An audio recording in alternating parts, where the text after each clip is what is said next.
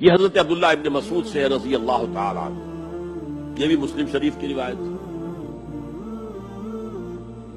حضور فرماتے ہیں ما بعث اللہ من نبی فی امتہ قبلی الا کان لہ حواریون و اصحاب۔ اللہ نے مجھ سے پہلے کسی بھی امت میں کسی نبی کو نہیں بھیجا مگر اس کے کچھ نہ کچھ حواری، کچھ نہ کچھ اصحاب تو ہوتے تھے نا، 2 ہوں، 4 ہوں، 10 ہوں، 12 ہوں، یاخذون بسنتہ ویقتدون بامرہ۔ وہ کیا کرتے تھے؟ وہ حواری اور صحابہ اپنے نبی کی سنت کو مضبوطی سے پکڑ لیتے تھے اور انہی کے احکام کی پیروی کرتے تھے۔ یقتدون بامرہ، اقتداء کرتے تھے، پیروی کرتے تھے۔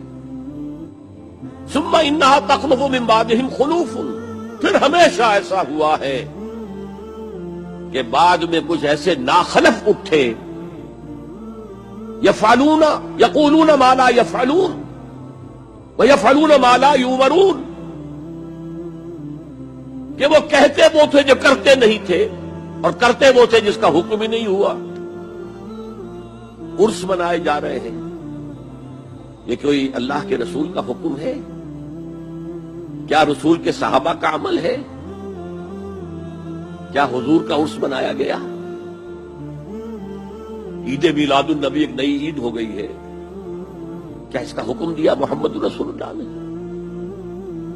یفعلون ما لا یؤمرون، وہ اپنی ہی ایجاد کردہ روایات ہیں، اپنی ہی ایجاد کردہ بدعات ہیں، اپنی ہی ایجاد کردہ رسومات ہیں، ان پر لگے ہوئے ہیں اور دعوے کرتے ہیں اللہ سے محبت، رسول کے عشق کے، جبکہ ان کے عمل میں نہ اللہ کی اطاعت ہے نہ رسول کا اتباع ہے۔